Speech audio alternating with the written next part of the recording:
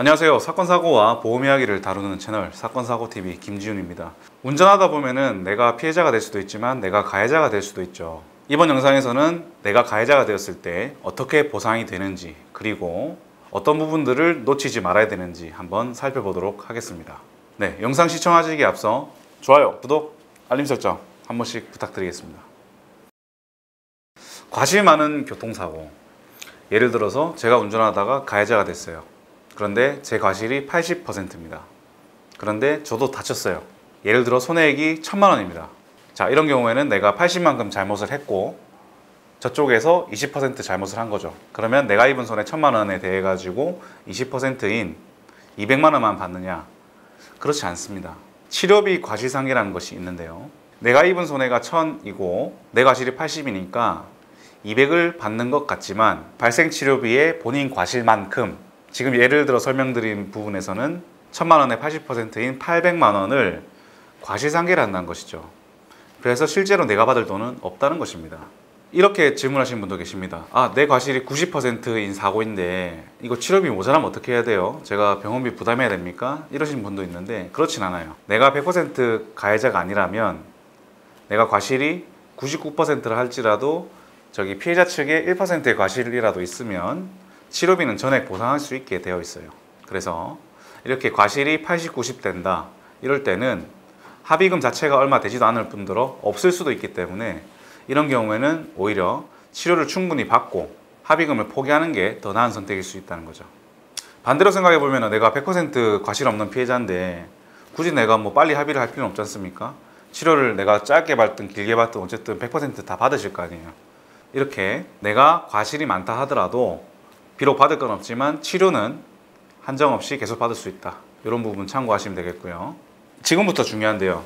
제가 방금 설명드린 내용은 이 손해배상에서 이제 해당되는 내용이고, 내가 자동차 사고 가해자일 때 청구하지 않고 넘어가는 보험금이 있습니다. 바로 자기 신체 사고 담보나 자동차 상해 담보인데요. 제가 앞으로 자기 신체 사고는 자손이라고 줄여서 표현을 하고 자동차 상해라는 담보는 자상이라고 줄여서 설명을 드리겠습니다. 내가 80%인 가해자예요. 그래서 손해배상을 조금 받았어요. 피해자 측 보험회사로부터. 그런데 이 자손이나 자상담보는 보통 내가 100% 가해자거나 단독 사고일 때만 해당할 수 있다. 그래서 청구할 수 있다. 이렇게 알고 계신 분들이 계신데요. 그렇지 않습니다.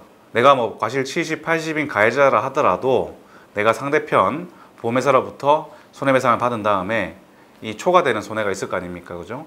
이런 부분에 대해서는 내가 들어둔 자동차 보험, 내가 들어둔 자동차 보험의 자손이나 자상담보로 청구를 할 수가 있다는 거죠.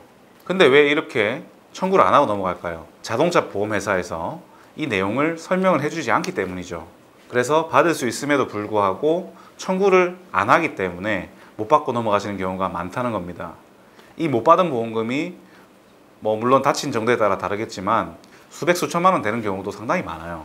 내가 가해자라서 청구조차 못한 보험금 없었는지, 혹시 이 영상을 보시는 분들 중에 주변에 3년 내에 교통사고 가해자로 자동차 보험 처리하신 분이 계시면 자손이나 자상담보를 꼭 청구해 보시라고 말씀을 전해 주시기 바랍니다. 그리고 또 하나 있습니다.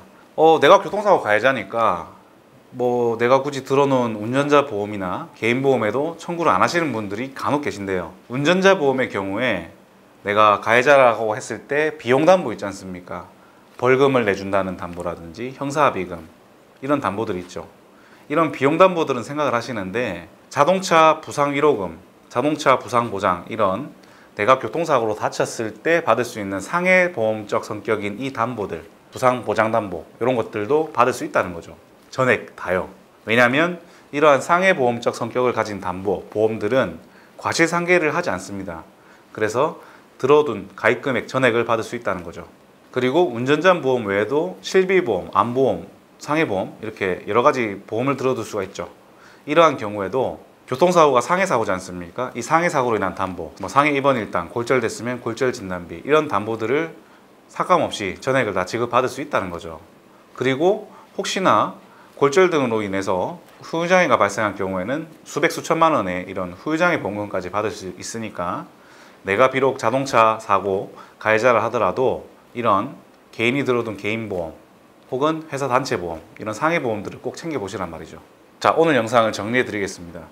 내가 자동차 가해자라 하더라도 피해자 측 보험회사로부터 받은 금액 받은 다음에 내가 들어둔 자동차 보험의 자손, 자기 신체 사고나 자상, 자동차 상해 담보를 청구해서 꼭 받으시길 바라겠고요. 그리고 내가 가해자라 하더라도 내가 들어둔 운전자 보험, 실비보험 이런 개인 보험에서도 상해 관련 담보 다 전액 받을 수 있고요. 회사에서 들어둔 상해 보험이 있다. 이런 부분들도 전부 전액 다 받을 수 있으니까 꼭 놓치지 마시고 청구하시기 바라겠습니다.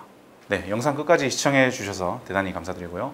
영상이 도움이 되셨다면 좋아요, 구독, 알림 설정 하셔가지고 계속 무료로 사건, 사고와 보험 이야기 영상을 시청해 보세요. 감사합니다.